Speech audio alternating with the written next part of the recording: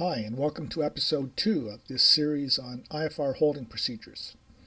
In this episode, we are taking a look at the three most popular hold entry procedures: parallel, offset, and direct. My primary purpose is to show you how to effectively use your IFR GPS when entering a holding pattern. But before we do anything else, let's quickly review the method of determining which hold entry procedure to use. The first step is always to fly directly towards the hold fix. Assume that we are approaching the fix on a course of 270 degrees as shown. If we're going to do a standard right turn hold, then imagine your HSI is divided into three sectors like this. Now imagine that you are cleared to hold on an inbound track of 210 degrees. When you set your HSI to this course, you can visualize the hold pattern overlaying it like this. This will be a direct entry. Now imagine that the assigned inbound hold track is 170 degrees. Set the HSI like so, and then visualize the hold pattern like this. This is another direct entry. We judge the entry by where the inbound leg of the hold pattern lies in relation to the three sectors. In this case, it lies in the direct sector. Now imagine a hold track of 120. Set the HSI like this, and visualize the hold pattern overlaying it like this. Remember that this hold pattern exists only in your imagination. I often take my finger and trace the pattern out over the HSI. This is going to be an offset entry. The quick way to determine this is to note the tail of the HSI is in the offset sector. Now the assigned hold track is 060. With the HSI set like this, imagine the hold pattern. This is a parallel entry.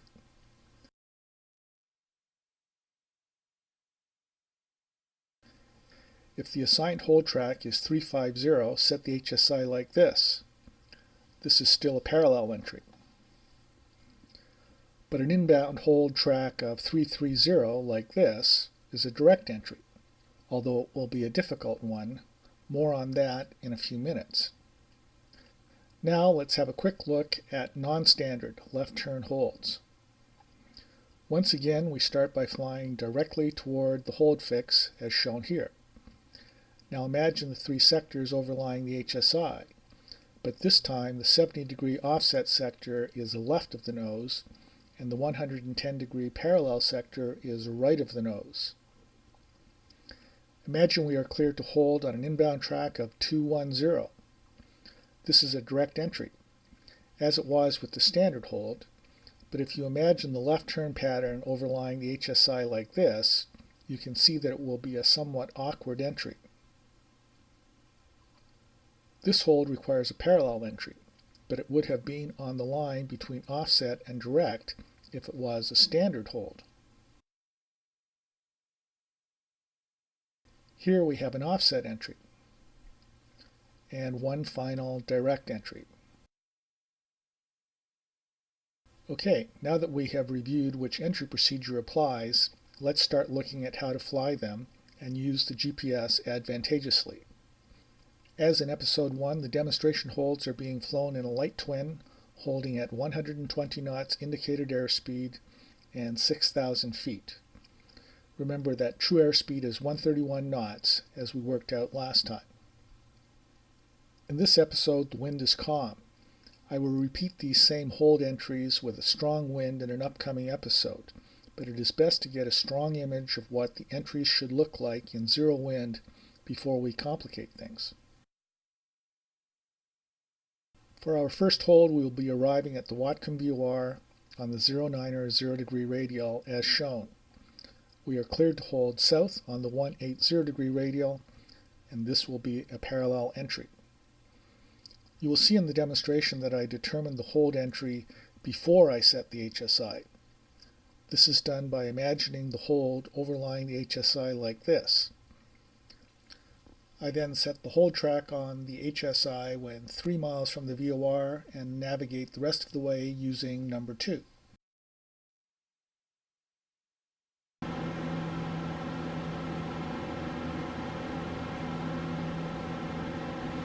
Here we are in flight, tracking 270 degrees to the Watcom VOR. The GPS and both VORs are tuned, set up, and identified. We are cleared to hold south on the 180 degree radio. Now the winds are calm, and this is going to be a parallel entry. When we reach the VOR, we'll turn left to a heading of 180 degrees. We'll go out to 2.6 nautical miles and then make another left turn to intercept the inbound track of 360 degrees. It's about 4 miles from the VOR right now, and I'm tracking on the HSI. What I like to do is when I get down to about the last 3 miles, which we're going to be at here in just a few seconds, I like to switch over and track on number 2 here. So that's what I'm going to start doing. And I'll set my HSI up for the hold. Just try to get that exactly on 000. And that helps me to visualize my hold entry. So I'm almost down to 120 knots now, and I'm just checking down here for my tracking.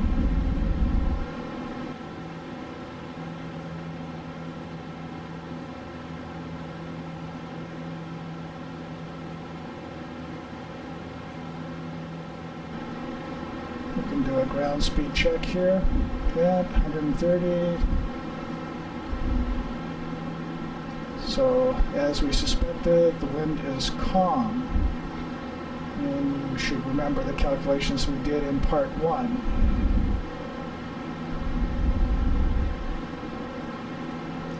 So I'm just waiting now for the to/from flag to flip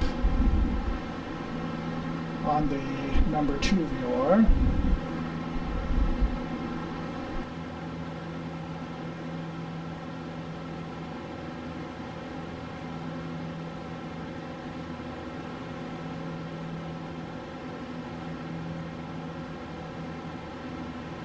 Almost there.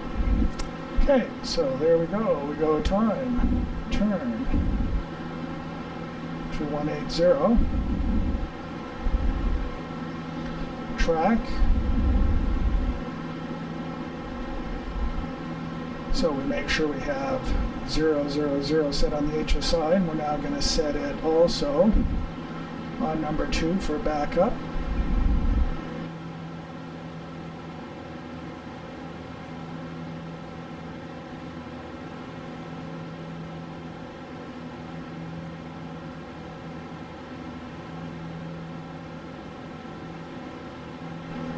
And we roll out on the outbound. Now what I like to do at this point is take a peek at my cross track.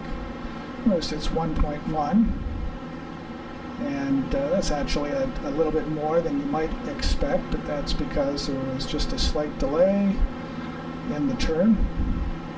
But I'm pretty much going out parallel to the inbound track. We're just coming up to 2 miles out now. I'm going to go to 2.6, which is my normal amount. And then at 2.6, we'll make a left turn.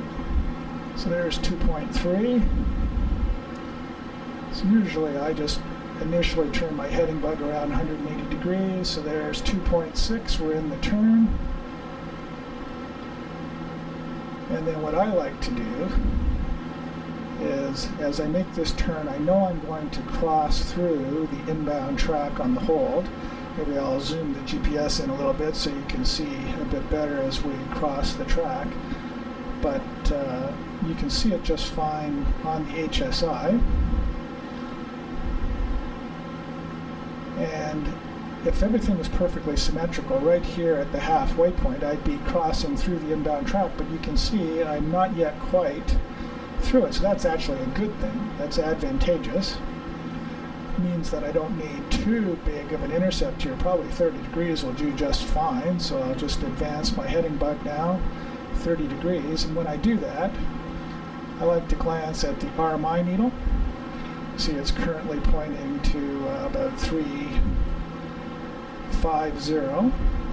So having set the bug to 330, I'm a good 20 degrees beyond the RMI needle, and that's just fine. So we roll out here.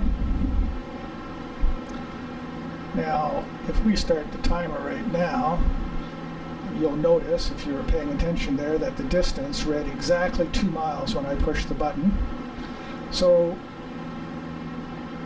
I will indeed be under a minute on this leg, but that's to be expected. When you do a parallel entry, you're never going to get a truly accurate 1 minute inbound leg on the entry, and no one expects you to, so don't even worry about that.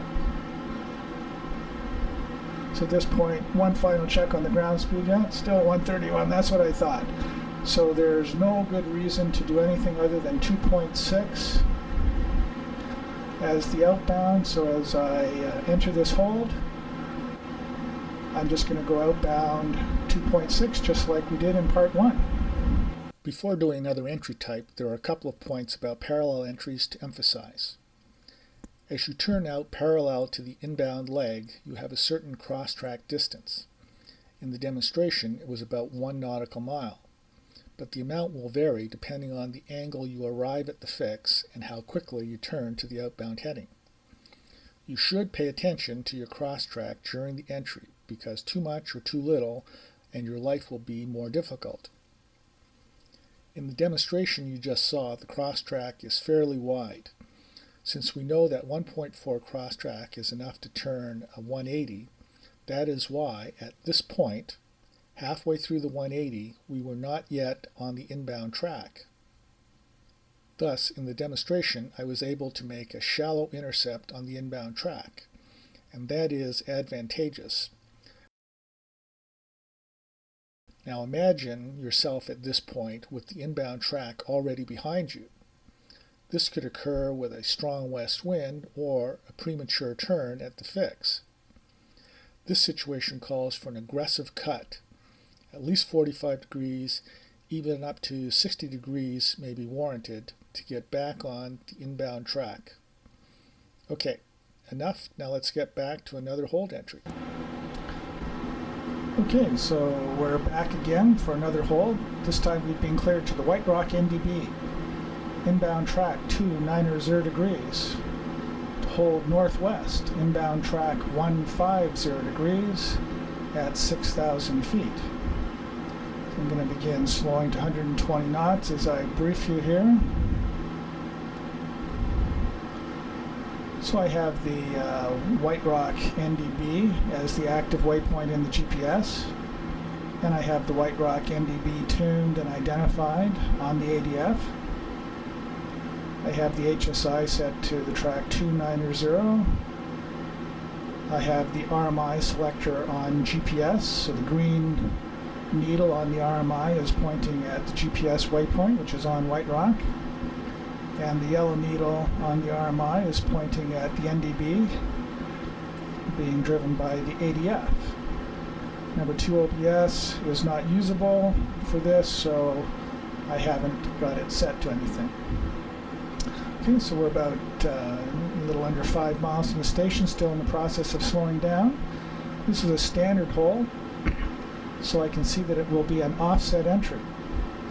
When I reach the NDB, I need to track outbound at least 30 degrees to the left of 330, which would be 300, but I always like to go a bit more, about 40 degrees, which happens to be exactly where I am right now. So all I have to do on station passage is just don't do anything, just fly straight ahead till I go out to a cross track of 1.4. I'll then square around to the heading of 330 and fly that out to a diagonal distance of 2.6 as always, and then turn back inbound, and we should have a perfect hold entry. Once again, the winds are calm. I'll just zoom the GPS in a little bit more there.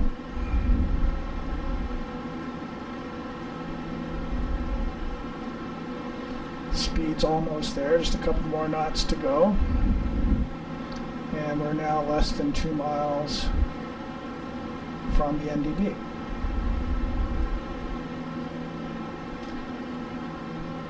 Now remember, with the VOR hold that we just did a minute ago, I set the HSI up for the hold before I got to the hold fix. With an NDB hold, I don't like to do that. I like to use my HSI to track all the way to the fix, and then I'll set it during the entry. So you'll see that we're about half a mile back now, so you'll see what I mean here in just a second. So speed's at 120, looking good. Waiting for that 2 from flag to flip.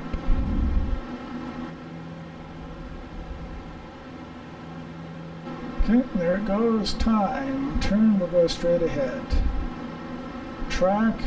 We'll set now the inbound track of 150 degrees.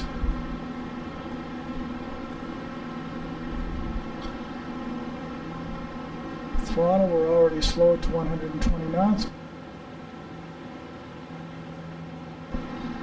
And torque, we would report entering the hold. So my cross track now is up to 0.7, and I want to stop it at 1.4. Now I can't wait till it's at 1.4 to turn. I should turn about 1.2, 1.1, 1.2. So there's just coming up to 1.1, so we'll turn out now to 330.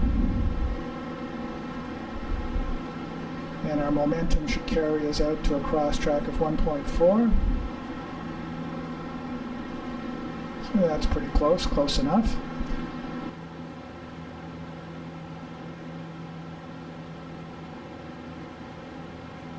And there's 2.5 and 2.6, and we turn back in, and it's just as simple as that.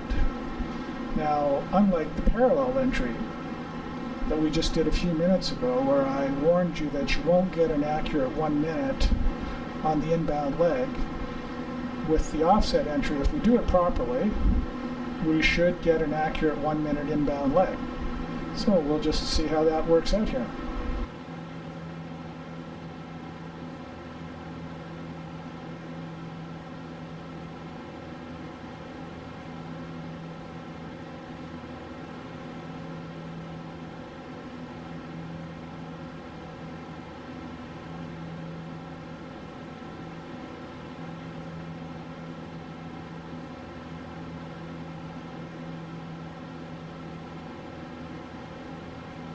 So I'm going to get my finger ready here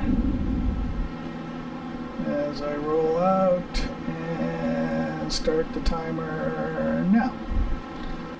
And if you noticed, the distance was 2.2 when I started the timer, so I already know that my time will be exactly 1 minute. We'll do a ground speed check here. Yep, 130 knots, that's what I thought. Okay, so it's just as simple as that. Now it's just a matter of continuing to go around and around the hold. So I'll just wait for station passage so that you can see that it really is 1 minute, and then we'll reset and do another hold.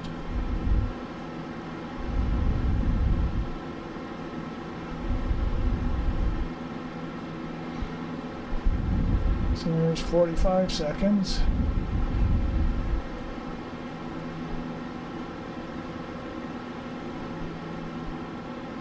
Coming up to the minute.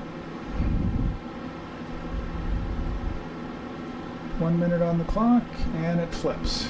Yep, you can't do much better than that.